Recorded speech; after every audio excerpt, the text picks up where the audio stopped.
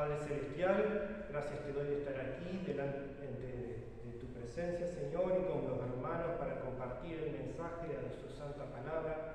Llénanos con espíritu de sabiduría, de comprensión, de verdad, para que podamos absorber el mensaje que tú has dejado aquí para nosotros. En el nombre de Jesús. Amén. Amén. Bueno, estábamos viendo el capítulo 14 del Evangelio de Juan.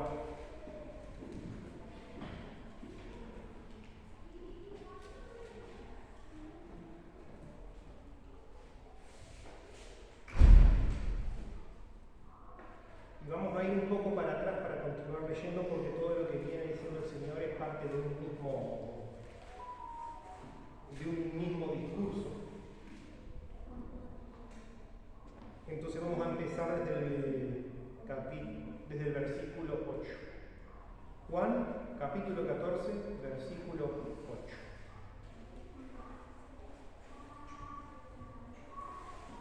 Cuando lo tengan, digan amén. Felipe le dijo: Señor, muéstranos el Padre y nos basta. Jesús le dijo: ¿Tanto tiempo hace que estoy con vosotros y no me has conocido, Felipe? El que me ha visto a mí, ha visto al Padre. ¿Cómo pues dices tú, muéstranos el Padre? ¿No crees que yo soy en el Padre y el Padre en mí? Las palabras que yo os hablo, no las hablo por mi propia cuenta, sino que el Padre que mora en mí, Él hace las obras. Creedme que yo soy el Padre y el Padre en mí. De otra manera, creedme por las mismas obras. De cierto os digo, el que en mí cree, las obras que yo hago, él las hará también. Y aún mayores que hará, porque yo voy al Padre. Todo lo que pidiereis al Padre en mi nombre, lo hará, para que el Padre sea glorificado en el Hijo. Si algo pidiereis en mi nombre, yo lo haré. Si me amáis, guardad mis mandamientos. Y yo rogaré al Padre y os dará otro Consolador para que esté con vosotros para siempre. El Espíritu de verdad, al cual el mundo no puede recibir porque el mundo no le ve ni le conoce, pero vosotros le conocéis.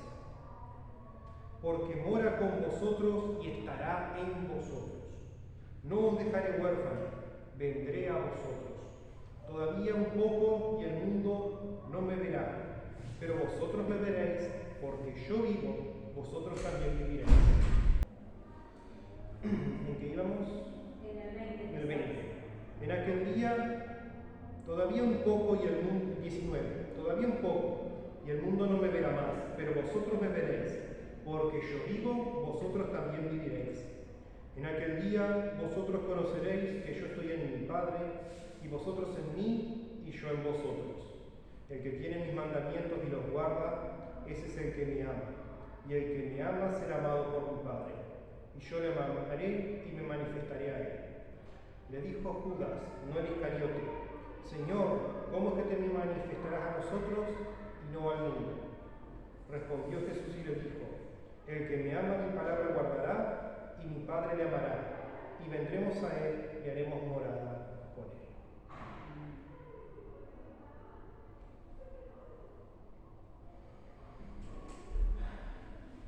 Vamos hasta por ahí.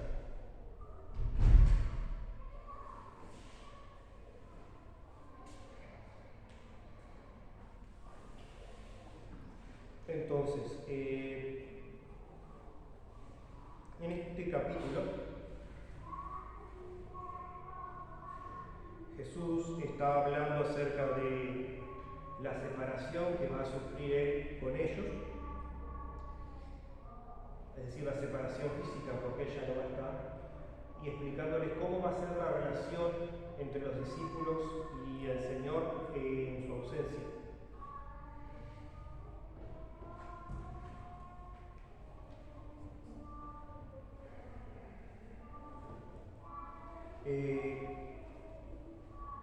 Les dije en el capítulo, en la clase pasada, que el tema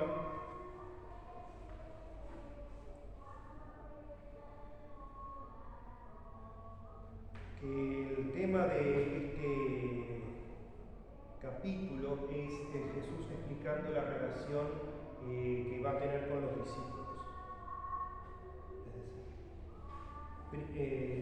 Primero introduce a su persona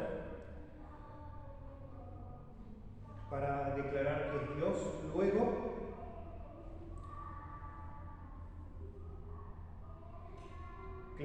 clamando ser uno con Dios, y luego revela el efecto que una relación con Dios tiene en la vida del creyente y cómo esto se va a manifestar.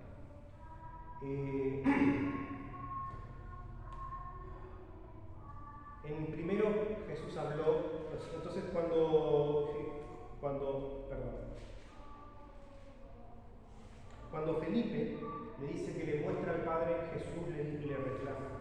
Felipe, le dice a Felipe, tanto hace que estoy con vosotros y no me has conocido, Felipe, el que me ha visto a mí, ha visto al Padre, declarando que Él es uno con el Padre, son un mismo ser.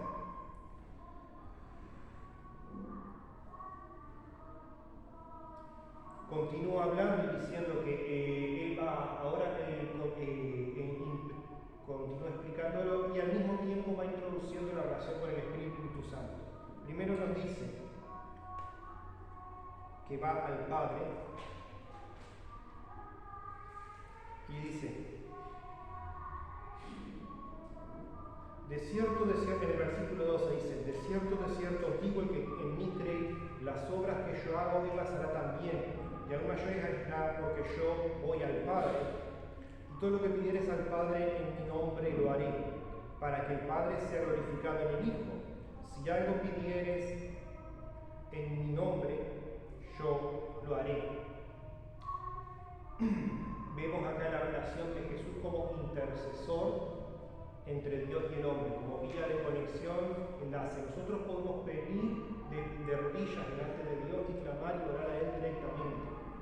No necesitamos un sumo sacerdote, no necesitamos un sacrificio de corderos o de cabras o de palomas de ningún otro tipo. El sacrificio que tenemos es la sangre de Cristo, y el sumo sacerdote que tenemos es Jesucristo mismo, y Él intercede delante de Dios para una y para siempre. Y nos habla de cómo Él, todo lo que pidamos en su nombre, Él lo hará. O sea, Él es el encargado de llevar nuestras peticiones delante del Padre, y también el encargado de traer la respuesta a nosotros.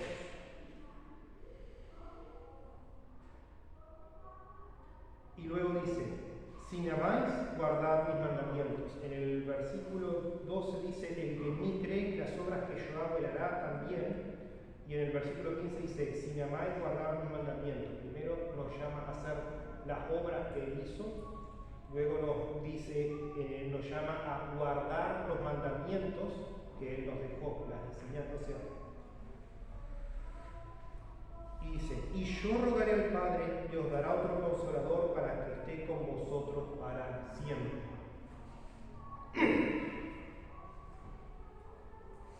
De nuevo, recalcando su rol como mediador. Guardad los mandamientos del Señor y Él rogará al Padre, diciendo que no solo todo lo que nosotros pidamos al Padre en su nombre, Él lo hará, sino que el Señor mismo intercede por nosotros de su propia cuenta, independientemente, incluso cuando nosotros no rogamos. Las cosas que nosotros no pedimos, el Señor también está intercediendo.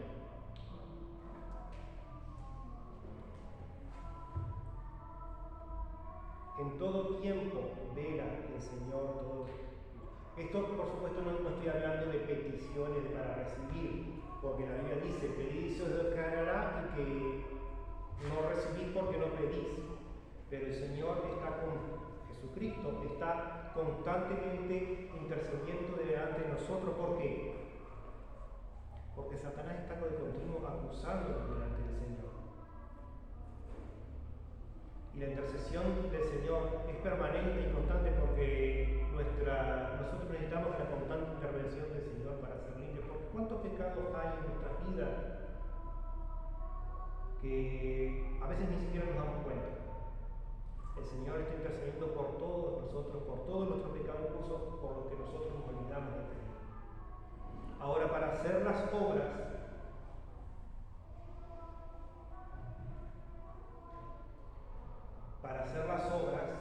del Señor, ahí tenemos que pedir en el nombre del Señor. Y tiene que ser en el nombre del Señor. Esto significa dos cosas: en su nombre y conforme a su naturaleza, a su criterio, conforme a su voluntad. No es que tenemos carta libre para pedir lo que nos dé la regalada gana, como dicen algunos, y luego se quejan porque el Señor no les dejó un auto en la calle o hizo que se ganaran la lotería.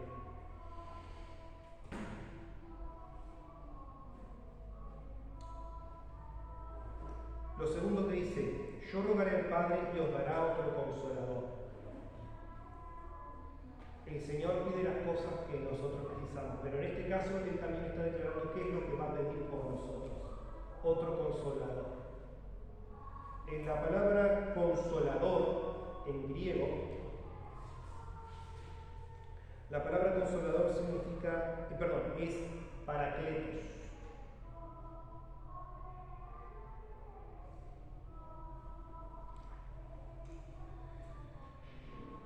Y la palabra significa consolador, confortador, ayudador, y también significa abogado. El Espíritu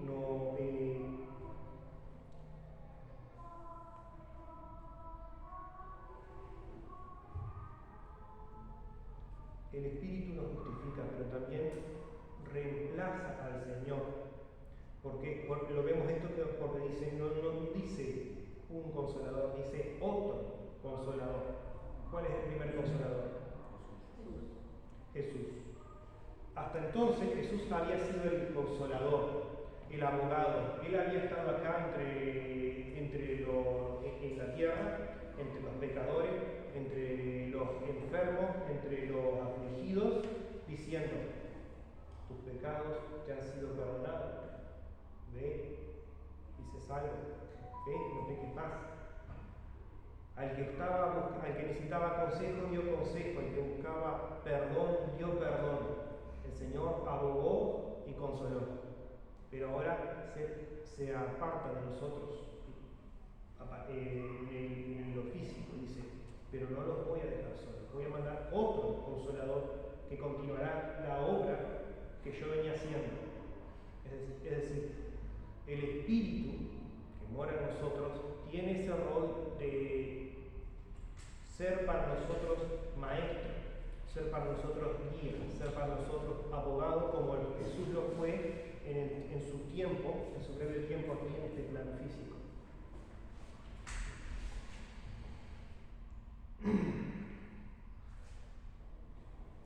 Para que esté con vosotros para siempre.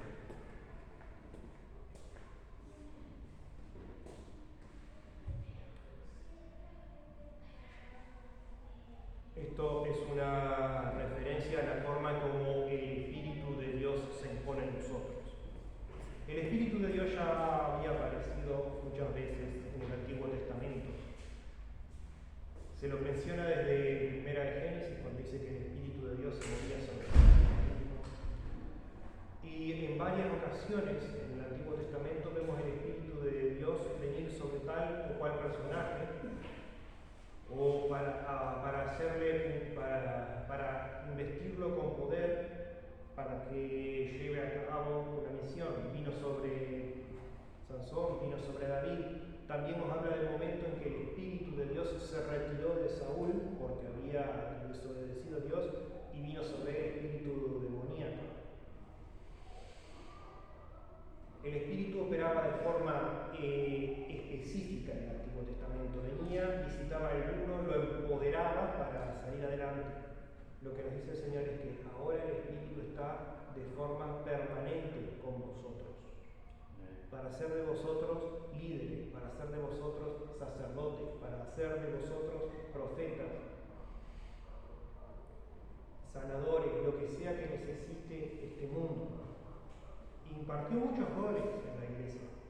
apóstoles, obispos, sacerdotes, etcétera, etcétera, todo según lo cual el Espíritu capacita. No significa que todos vamos a hacer todos esos roles, somos llamados a cada uno tiene dones diversos, el Espíritu capacita a cada uno para en diferentes capacidades, para que todos nos complementemos los unos al otro y para que haya una comunidad, no una individualidad. Pero una cosa en la que sí el Espíritu capacita a todos para igual es que nos permite obtener una comunión con Dios. La presencia del Espíritu es lo que en nuestros corazones nos marca como salvos y nos permite acercarnos delante de Dios.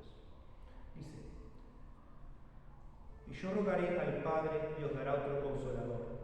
Y en el versículo 17 identifica a este consolador como el Espíritu de verdad, al cual el mundo no puede recibir porque no le ve ni le conoce, pero vosotros le conocéis porque mora con vosotros. El Espíritu de verdad, que es uno de los títulos del Espíritu de Dios. El Espíritu de verdad, el Espíritu para discernir la verdad.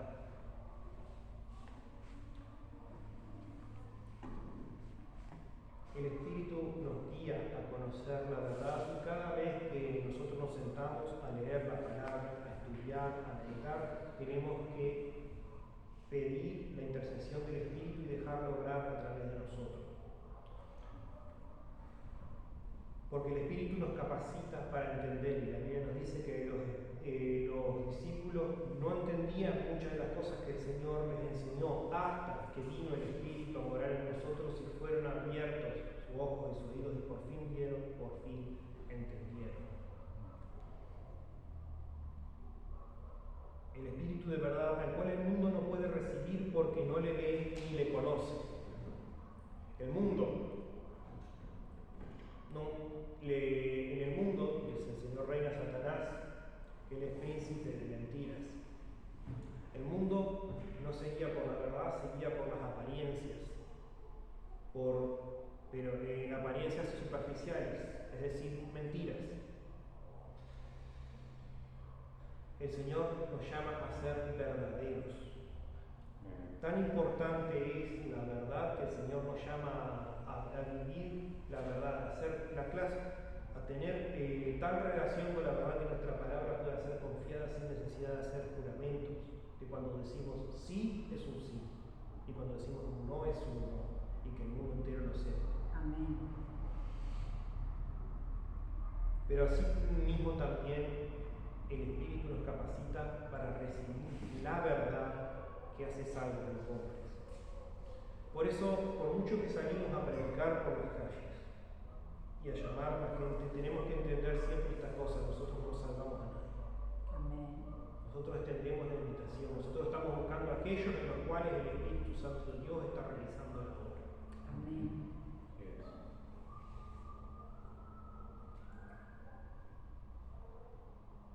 Y no sabemos quiénes son, y no sabemos dónde están, ni en qué grado se encuentran.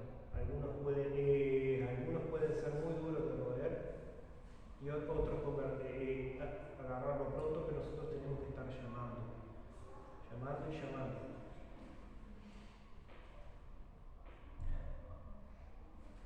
Dice: el mundo no puede recibir porque no le ve ni le conoce, pero vosotros le conocéis porque mora con vosotros y estará con vosotros. Amén.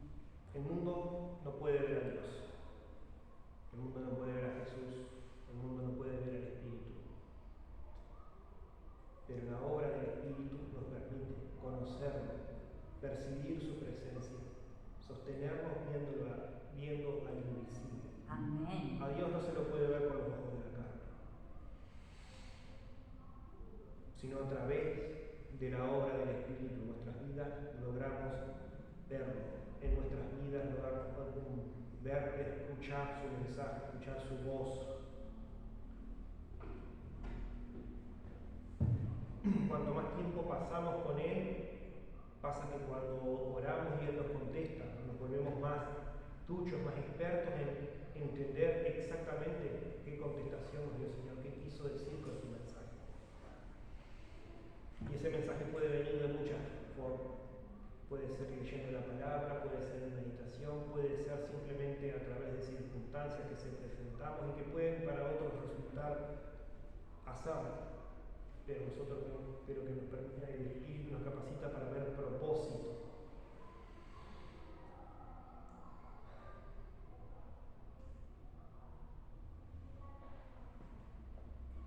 Y lo dice, y el Señor recalca el mismo mensaje: no os dejáis huérfanos, vendré a vosotros.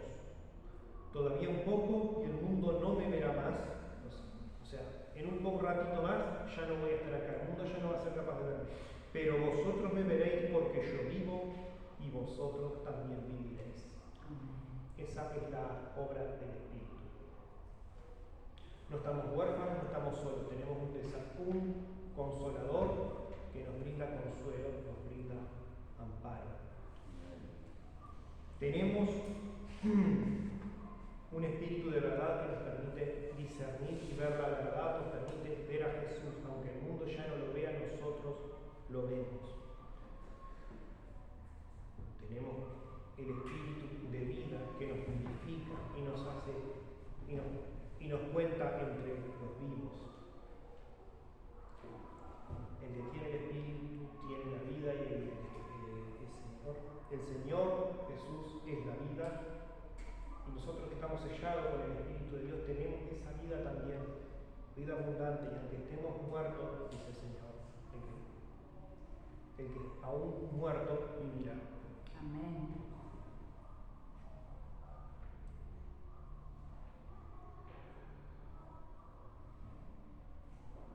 En aquel día vosotros conoceréis que yo estoy en mi Padre y vosotros en mí y yo en vosotros.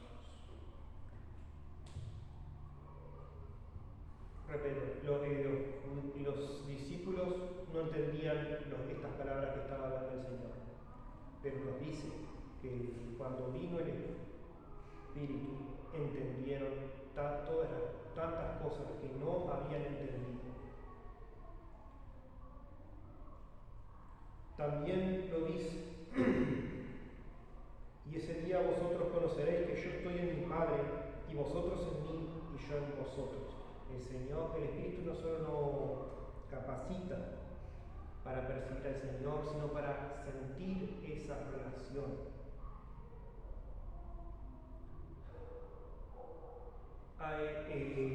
¿Cómo sabemos si somos salvos? Si realmente hemos dejado entrar el Espíritu en nuestras vidas y estamos experimentando la obra del Espíritu en nosotros. El Espíritu habla en nosotros y Él nos convence de salvación. Y Él nos deja saber que somos salvos, que tenemos parte con el Señor. Que estamos en Él, que como dice, que el Señor, que Jesús está en el Padre y nosotros estamos en Jesús. El que tiene mis mandamientos y los guarda, ese es el que me ama. Y el que me ama será amado por mi Padre, y yo le amaré y me manifestaré a él. Y aquí termina con un último detalle sobre la obra del Espíritu en nosotros. El Espíritu nos capacita para hacer vivir los mandamientos del Señor. Nadie puede agradar a Dios sin el Espíritu, si el Espíritu no está en él. Y nadie puede experimentar ni practicar el amor de Dios si el Espíritu no está en él. El Espíritu nos capacita para experimentar ese amor, ese mismo amor que Dios mostró por nosotros cuando envió a su Hijo, ese mismo amor que Jesús experimentó cuando por nosotros se entregó a la cruz, ese mismo amor que nosotros tenemos que estar experimentando por nuestros hermanos y por el perdido. No es un amor como no es un amor mundano que depende de emociones y espíritu. es una fuerza que nos transforma desde adentro.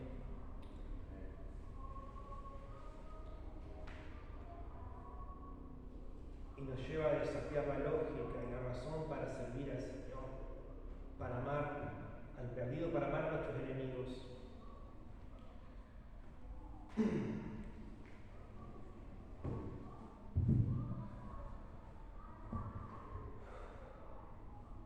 El Espíritu Santo siempre ha sido, de las tres personas de la Trinidad, la más extraña, la más misteriosa, porque de los otros dos se le habla con roles claros: el Padre, el Hijo, figuras claras que tenemos padres, tenemos hijos, podemos entender un poco. El Espíritu Santo parece más impersonal, pero el Espíritu Santo es la manifestación del amor de Dios en nuestras vidas, transformándonos y capacitándonos para amarlo a Él de vuelta, y para amar al perdido, para amar a nuestros semejantes. Por el Espíritu somos transformados y por el Espíritu somos llenos de vida, para que tengamos, como dijo el Señor, vida en abundancia y para que no veamos la condenación. Amén. Aprendamos a escuchar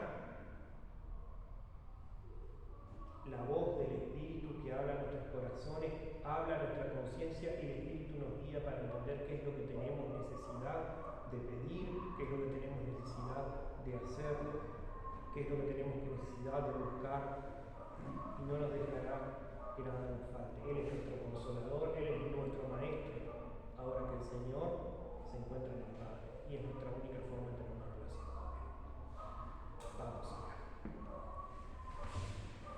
Padre Celestial, gracias te damos por tu amor inmerecido, que hasta nos has dado tu Espíritu, para que todo aquel que en ti cree, todo aquel que te acepta, pueda ser lleno, Señor, también de ese mismo amor, pueda ser renovado, librado de su pecado, y pueda tener una relación personal contigo. Que tu Espíritu esté obrando en nuestras vidas y que nosotros no le pongamos trabas, Señor, para que podamos ser transformados a tu imagen y semejanza, para que podamos andar como tú anduviste, para que podamos hacer las obras que tú hiciste y guardar tus mandamientos en amor. En el nombre de Jesús.